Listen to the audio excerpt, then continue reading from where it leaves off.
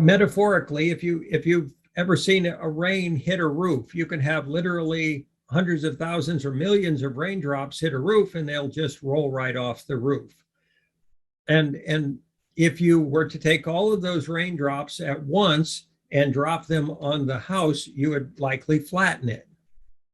Do you see what we mean metaphorically as to the many different raindrops in our world, all of the disparate, non-aligned, non-integrated, non-resonant activities of all the beautiful, excellent, wonderful organizations of the world that don't have a point of integration as of yet, don't have a collaborative venue, don't have a way to synthesize their logistically, their resources, their expertise, their knowledge, their capacities.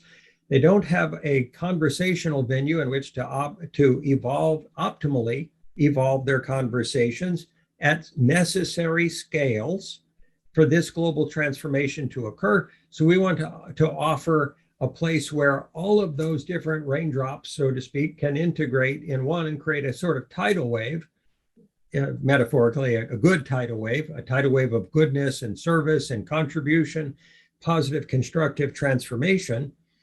And so we recognize that right now, our world is much of it is a for-profit world.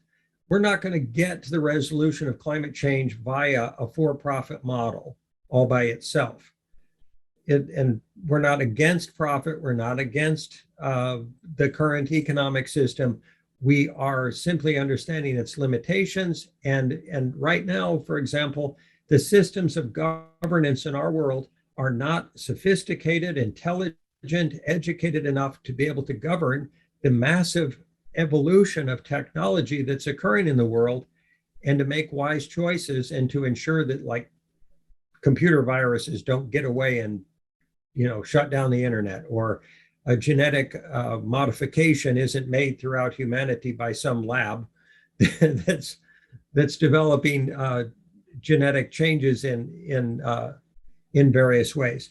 So what we're getting at is that our current system of governance of the rapid evolution of our current adaptive technology arc and path and paradigm is inadequate. The United Nations is wonderful, and organizations do what they're designed to do.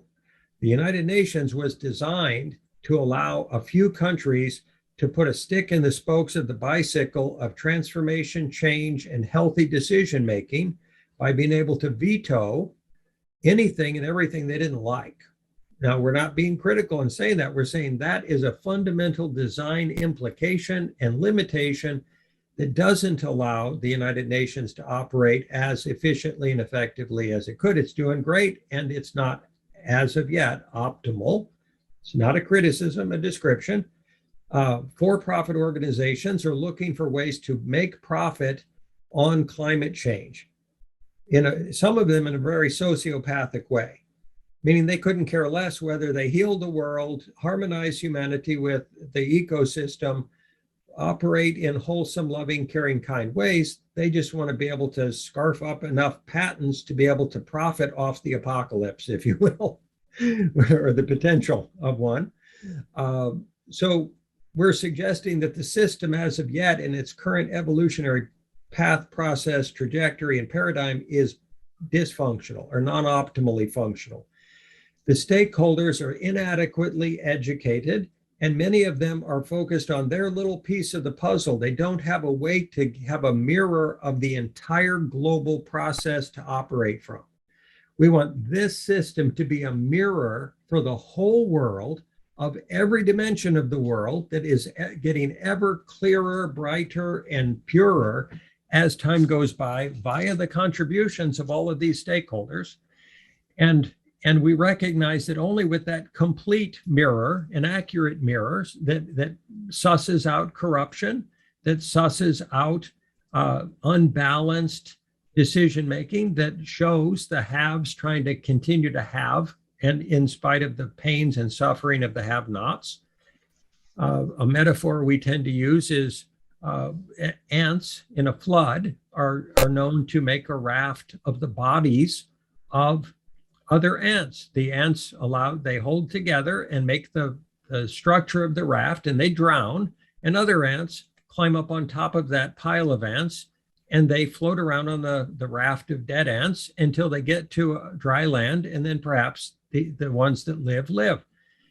We want to ensure that in the future process here, that it's an equal process, that the wealthy countries are not the ants on top of the pile of the have-not ants, that the poor are the less technologically developed or less economically developed or the less educated or the less well-resourced nations of our world and peoples of our world do not become the casualties in a scrabbling for competitive position and power and dominance in the world between Russia, China, and the United States or any other nation. And we simultaneously want to offer a venue, a shock absorptive venue for all of them to come together in an organizing paradigm such as this that is non-nationalistic. This is not a US system. This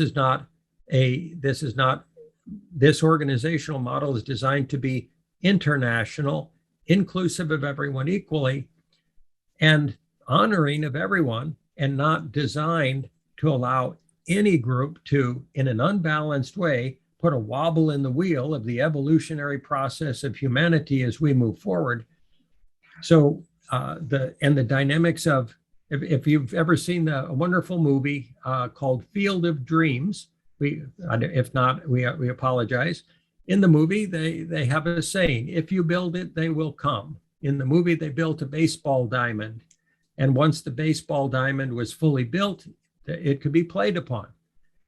So we want to build the entire process and put it in place, and we recognize that because the world has operated in for-profit or competitive or nationalistic or populistic or belief-centric or egocentric ways in the past, this equanimous platform has not existed.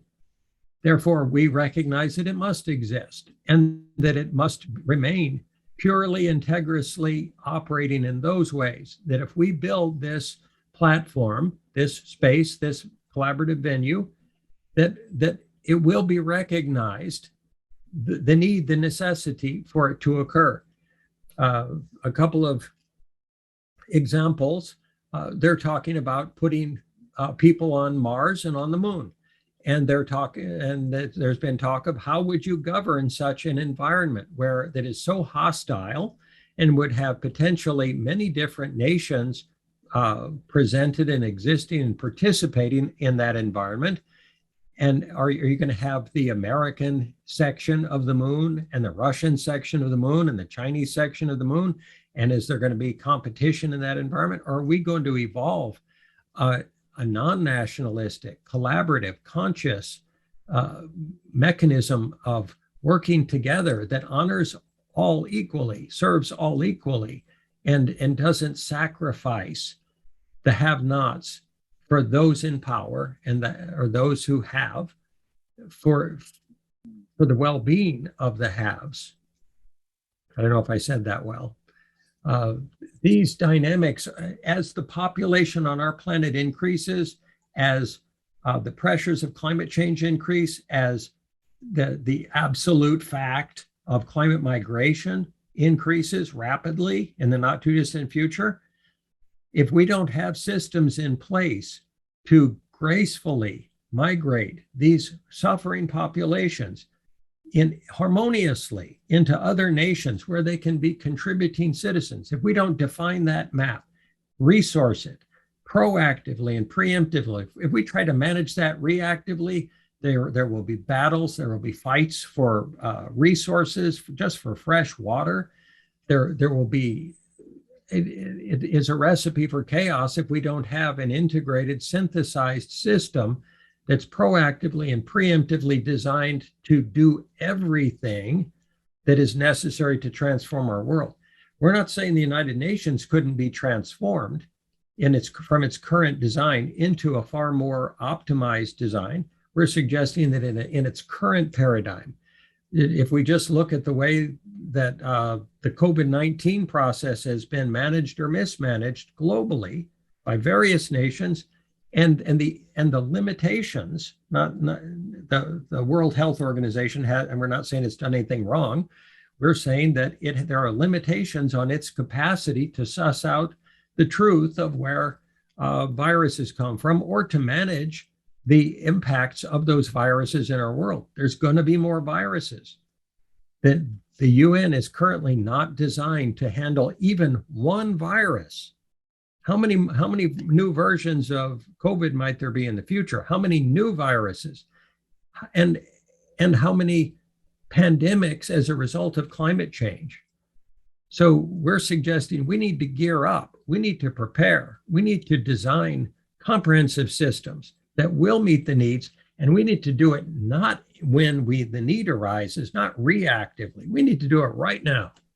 And we need to throw everything we can constructively into that effort and do it intentionally and intelligently with care and love and respect and honoring of everyone, so that we don't have the wealthy nations getting the COVID vaccines and the poor nations dying of COVID, or any vaccine or any resource.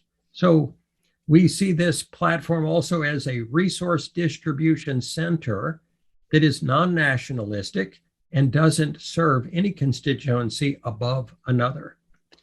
So a logistical hub and resource distribution hub that is supportive of harmonious transformation, because if we don't have people around the world getting their needs met constantly, as climate change symptoms impact us more and more, there will be mass suffering, and there could be wars or battles for basic resources. And we can avoid that. We can avoid that through higher intention, consciousness, unconditional love, courage, focus on something aside from unilateral intention or greed or competition or profit. It will require higher consciousness, and the attainment and the sustained burn of that higher consciousness must have some venue that grounds it in practical reality. Everything that's developed by a tribe is designed to keep the status quo of the tribe in place. And every nation is currently a tribe. Every organization, almost every organization, operates tribally, egoically. They all have what might be termed a root chakra, and that root chakra keeps them focused on, am I safe? Do I have what I want and need? Do I have power? Do I have status? Do I have money? Do I have control over my environment? Do I need to harm or threaten to harm someone else in order to keep myself safe? These are the very primal substrata of every organization on our planet. And some of those organizations operate at a quality of consciousness no higher than a street gang. We're not being critical, we're being descriptive. And some nations operate in that same way. It's that foundational root chakra process it's been a training wheel, a necessary developmental training wheel for our species, and it must not define our future choices. It must not be the vantage point from which we interpret our options, take action, or express our co-creative process in the world. We must rise higher. We must augment the current developmental and evolutionary process of humanity in whatever way is necessary in order to bring about that realized capacity for conscious collaboration that then is applied constructively and is then generative of necessary attainments and achievements, collective attainments and achievements in our world.